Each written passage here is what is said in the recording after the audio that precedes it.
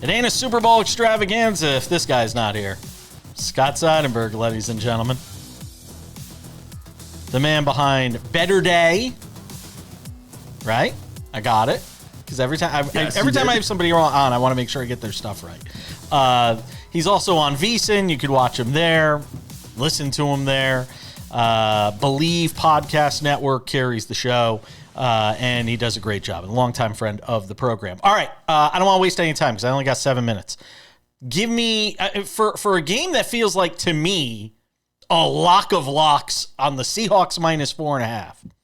But then I see, 70% of the money over on FanDuel is on the Seahawks. And I'm like, well, they didn't build casinos in Vegas on the casinos losing that bad. What am I missing here if I'm saying to everybody, take the Seahawks minus 4.5?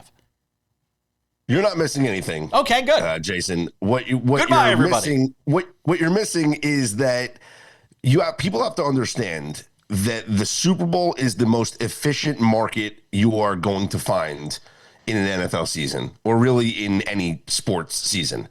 This market has been shaped for the last 2 weeks. You're not going to find a line that's wrong. Because if the line was wrong, over the last 2 weeks, a professional bettor or a sharp bettor or someone with big money already hit that line that was wrong. So over the last 2 weeks, this line has been shaped from the time it opened up very briefly at Seahawks minus 3.5 to get to the point where it was Seahawks minus 4.5. Some books here in town posting up a 5 briefly, but for the most part, we're at a juiced minus 4.5. The fact that it hasn't moved off of that and it won't move off of that tells us, guess what? This line is right. The Seahawks should be 4.5-point favorites, because if it wasn't right, then everyone would be hitting it on whatever side was the incorrect side. Now, I will say this. I would not lay minus 4.5 with the Seahawks. If you want to take 4.5 with the Patriots, perfectly within your rights. I like that. You can go ahead and do that. That's fine. Why? Because 4 is a relatively key number in the NFL.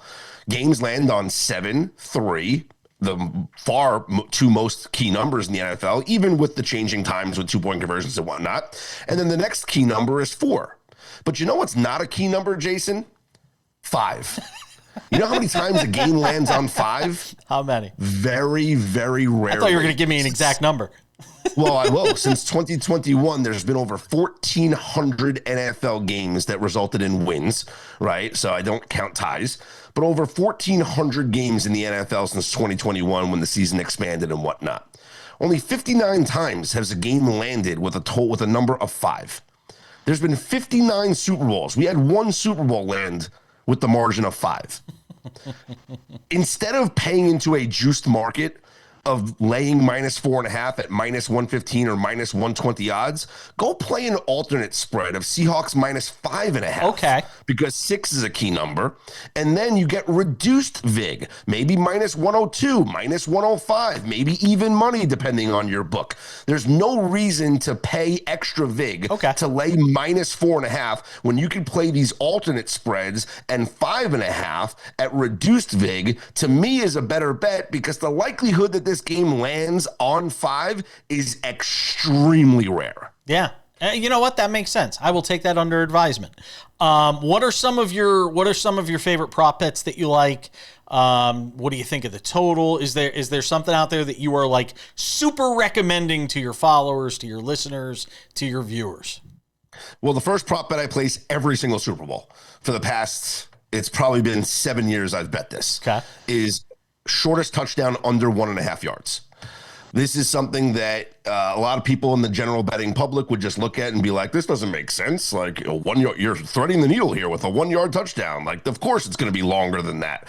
Well, you have to realize that we get goal line touchdowns, Jason, all the time. 5 of the last 6 Super Bowls have had a touchdown of under 1.5 yards. 8 of the last 10 Super Bowls have had a touchdown of under 1.5 yards. And the 2 years that we didn't, we had a 2-yard touchdown and a 3-yard touchdown. So we were very close to getting a 1-yard touchdown. Think of all the ways you can get down to the goal line. It doesn't just have to be a pass interference in the end zone that gives you the ball at the goal line. You could have a player dive for the pylon and get called short out of bounds. You could have a drive that starts inside the 5 or the 10-yard line that becomes 4-down territory, and they march down to the 1-yard line or so. Shortest touchdown under 1.5 yards. Again, it's cashed in 5 of the last 6 years, 8 of the last 10 years. It's the first prop that I bet on every single season. The next one, and this is one that another one that sharps always love and the public is like confused by. Will a team have 3 unanswered scores? Yes.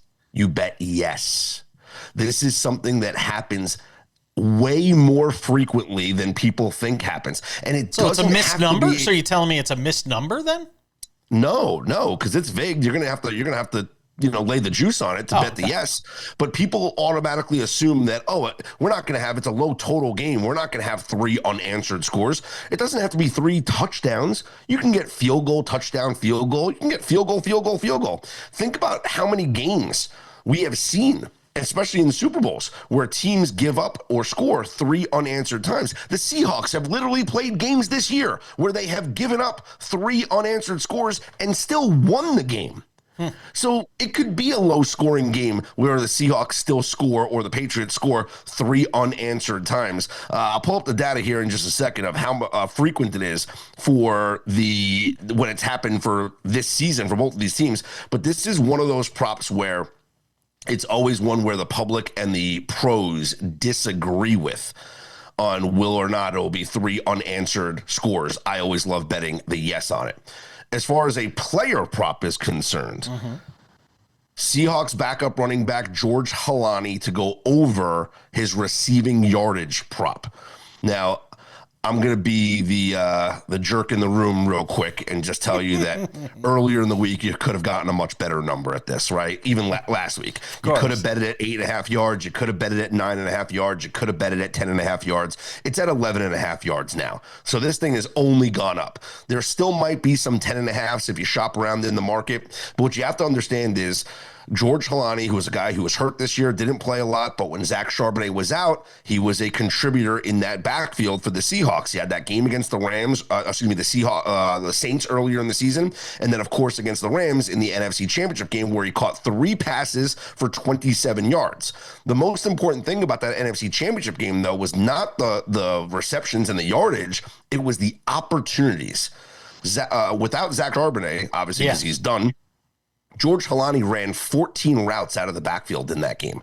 Kenneth Walker ran 15 routes out of the backfield. Yet everybody's betting Kenneth Walker's receiving yardage prop and taxing it up from 21.5 to 22.5 to 23.5 when he's literally running the same exact routes as his backup, George Halani, and yet you can get Halani at 10.5 receiving yards. So he's a good blocker. He knows the offensive scheme, which is why he's in there on third downs. George Halani over 10.5 receiving yards. All right. How about Drake May's rushing yards?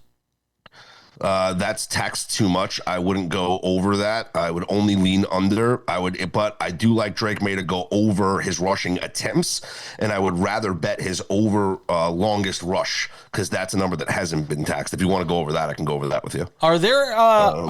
Are there any of those like Super Bowl game specials, like somebody to win MVP, score the first 8? Is there any sort of long shot, long odds bets that you like? I wouldn't bet Kenneth Walker to win the MVP.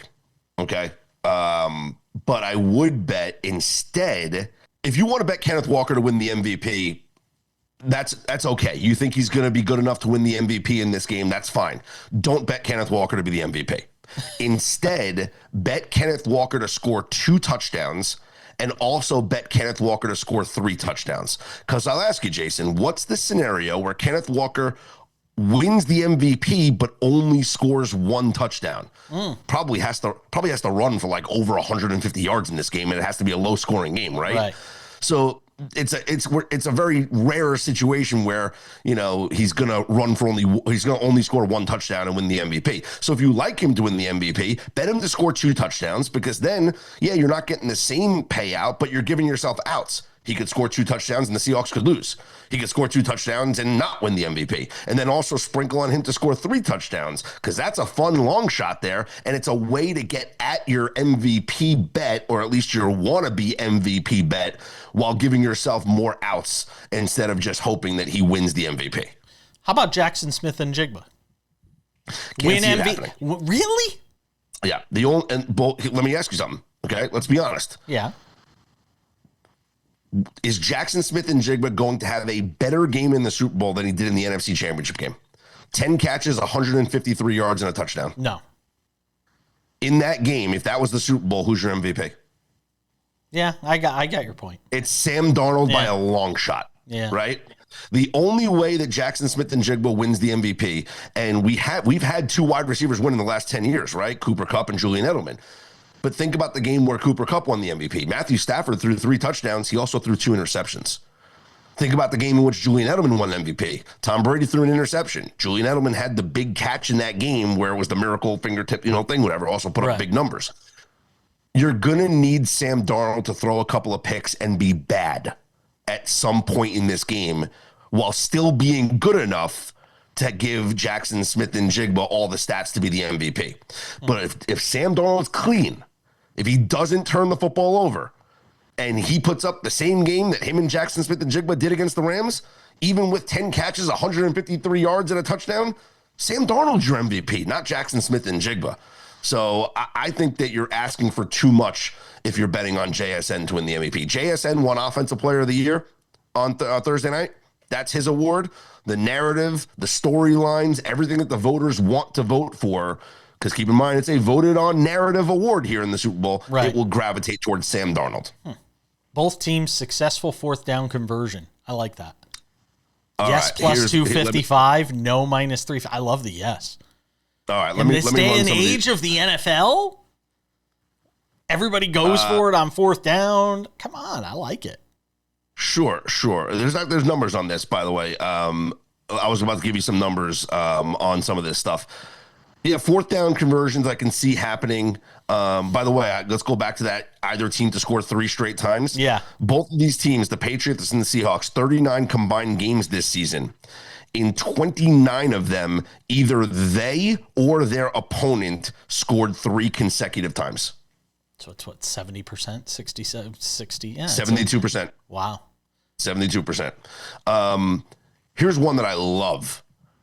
No touchdown on the opening drive for either team. So it's what is it? What's the number? It's minus 140. Okay. Will either team score a touchdown on the opening drive? The answer is no at minus 140. I like it. This is Josh McDaniels' eighth Super Bowl, right? I think his first 7 Super Bowls, they went without scoring a touchdown in the first quarter. Like go look back at all those Patriots Super Bowls. They don't score early. And as a correlation to that, I do like no score in the first 6 minutes, which is minus 146. I think that it'll be a conservative game plan early. We know the jitters. You talk to players all the time, former players, and they'll tell you some of them don't even remember the first quarter. It's like all blur to them, because they're still getting caught up in the moment. They get out, all the adrenaline's pumping. The nerves are running crazy, running wild. Yeah. So I do think it's going to be no score in the first 6 minutes. I don't hate 0-0 scoreless first quarter, but then I do think the game opens up. I would look for a higher scoring second half. Good stuff. Scott Seidenberg, always appreciate you for a second time here on the YouTube side of things with us on Sports Wrap, some bonus content for our followers on the channel. Enjoy the game on Sunday, and we'll see how many of these hit when we get to Monday. Yes, and head over to betterday.com and try out our Super Bowl virtual assistant.